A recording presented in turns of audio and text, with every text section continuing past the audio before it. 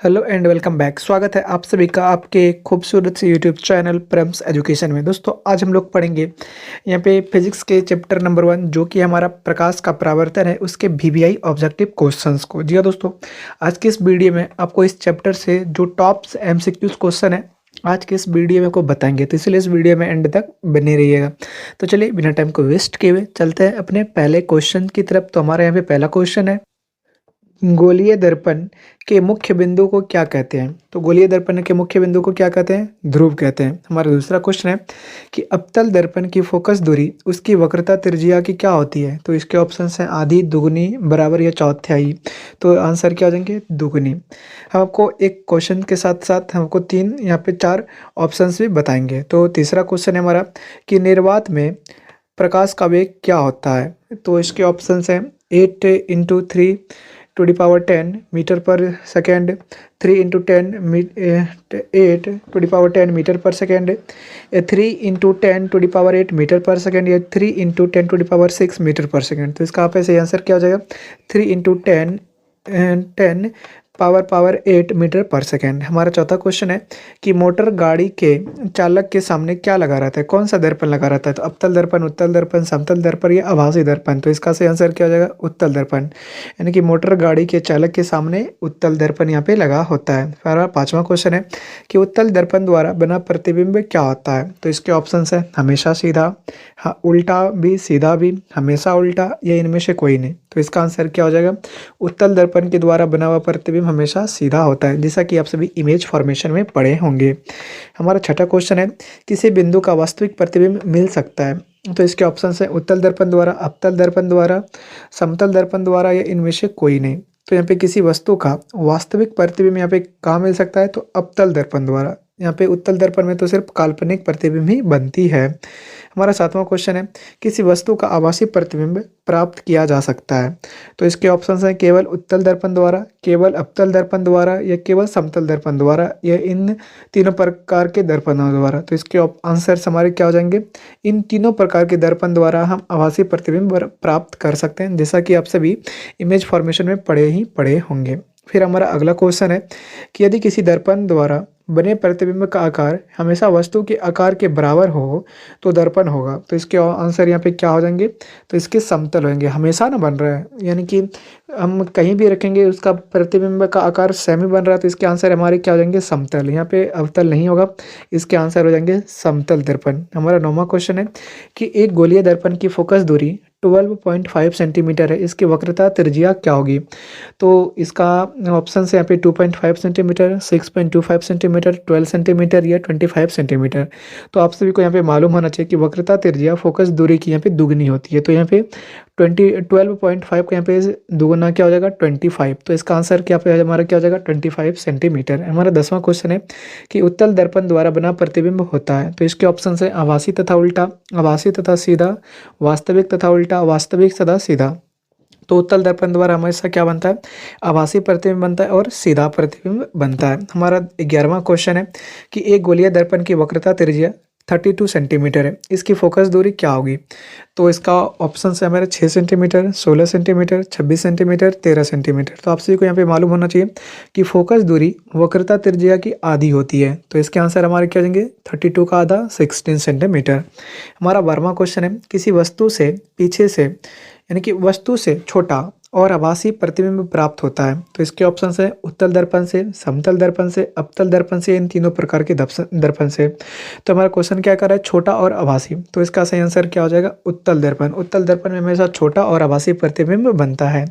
हमारा 13वां क्वेश्चन है कि यहाँ पे परावर्तन का कोण, जो कि यहाँ पे हम परावर्तन का कोण क्या होता है? तो इसके ऑप्शन है हमारे आपतित किरण दर्पण की सतह से बनती है, या परावर्तित किरण और दर्पण की सतह से बनती है, आपतित किरण तथा दर्पण की सतह के बीच का कोण, या परावर्तित किरण दर्पण की सतह पर आपतन बिंदु पर खींचे गए अभिलंब से बनती है। तो इसी को हम परावर्तन कोण यहाँ पे कहते हैं। इसका आप सभी को यहाँ पे शॉर्ट आंसर भी पूछा जा सकता है कि परावर्तन कोण किसे कहते हैं? इसके आंसर लिखें। तो आपको इसमें लिखना है कि परावर्तित किरण दर्पण की सतह पर आपतन बिंदु बिंदु से खींचे गए विलंब से जो कोण बनती है उसी को हम लोग परावर्तन का कोण यहाँ पे कहते हैं।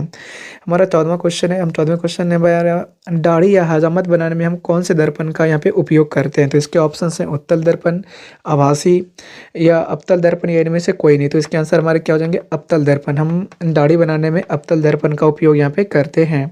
अब बात करते हैं आवर्धन का फॉर्मूला यहाँ पे क्या होता है। तो आवर्धन का फॉर्मूला क्या होता है? m/u या μ/u या v/u या x/y। तो इसके आंसर क्या हमारे क्या हो जाएंगे यहाँ पे? v/u। हमारा 16वां क्वेश्चन है कि गोलीय दर्पण की फोकस दूरी उसकी वक्रता त्रिज्या की क्या होती है?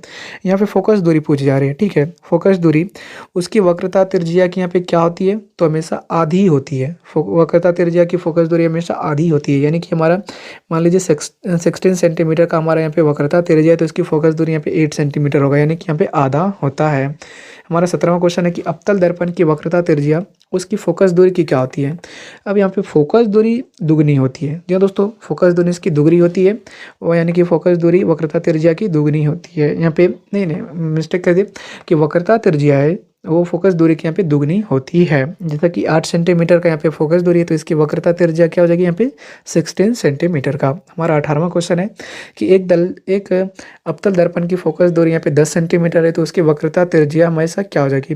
तो आप सभी को हम बताएं कि यहाँ पे फोकस दूरी जो होती है उसकी दुगनी होती है वक्रता त्रिज्या। तो यहाँ पे 10 सेंटीमीटर की इसकी फोकस दूरी, तो इसकी दुगनी यहाँ पे 20 सेंटीमीटर की इसकी यहाँ पे फोकस दूरी इसकी वक्रता त्रिज्या हो जाएगी। तो इसके आंसर यहाँ पे क्या हो जाएंगे? 20 सेंटीमीटर। हमारा 19वां क्वेश्चन है कि अवतल दर्पण में आभासी और बड़ा प्रतिबिंब बनने के लिए किसी वस्तु को रखना चाहिए। तो इसके ऑप्शन है फोकस पर, फोकस के बाहर, फोकस के अंदर या वक्रता केंद्र पर। तो हमारा क्या पूछा जा रहा है? आभासी प्रतिबिंब बनना चाहिए और बड़ा भी प्रतिबिंब बनना चाहिए। तो आप सभी एक इमेज फॉर्मेशन में पढ़ेंगे कि मान लीजिए एक दर्पण है, ऐसे करके हमारा अवतल दर्पण है, तो ये हमारा क्या हो जाएगा? ये हमारा ध्रुव है और ये पोल है हमारा, ये हमारा फोकस दूरी है, ये हमारा सेंटर ऑफ कर्वेचर यानी वक्रता त्रिज्या है। तो हम यहाँ पे इस कोई वस्तु को रखेंगे तो इसका जो इमेज फॉर्मेशन है यहाँ पे हमें इसे यहाँ बनेगा हमारा, और ये आभासी बनेगा, ठीक है। तो यहाँ पे हमारा क्या हो जाएगा? फोकस के अंदर हम किसी वस्तु को रखेंगे तो उसका प्रतिबिंब यहाँ पे आभासी बनेगा और बड़ा भी बनेगा। तो इसके आंसर क्या हमारे क्या हो जाएंगे? फोकस के अंदर।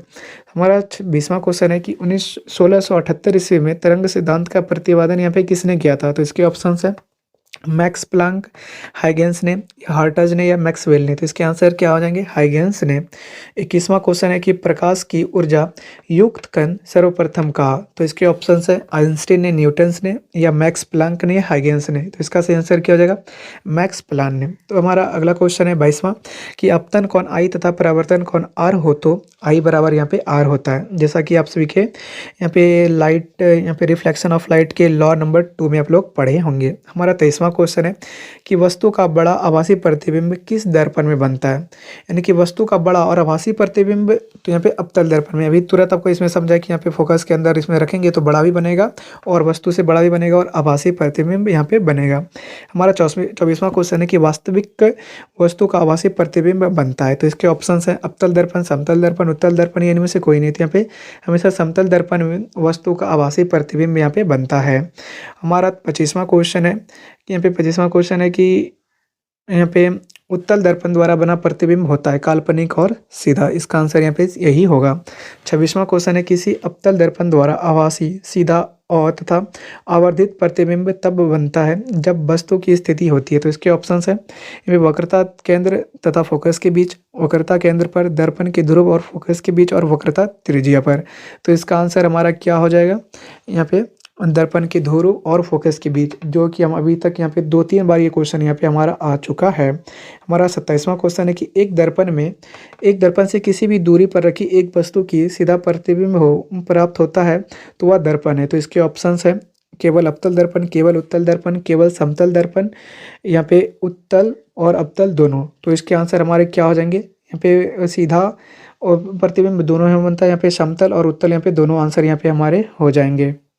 तो इसके आंसर हमारे क्या हो जाएंगे? अवतल, समतल तथा उत्तल दोनों। तो ये हमारे यहाँ पे जो प्रकाश का यहाँ पे परावर्तन है, इसके यहाँ पे टॉप 27 का ये पार्ट 1 था, ठीक है। ये 27 बीबीआई ऑब्जेक्टिव का यहाँ पे पार्ट 1 था। हम पार्ट 2 में इसके 27 से भी ज़्यादा क्वेश्चंस आपको कराएंगे।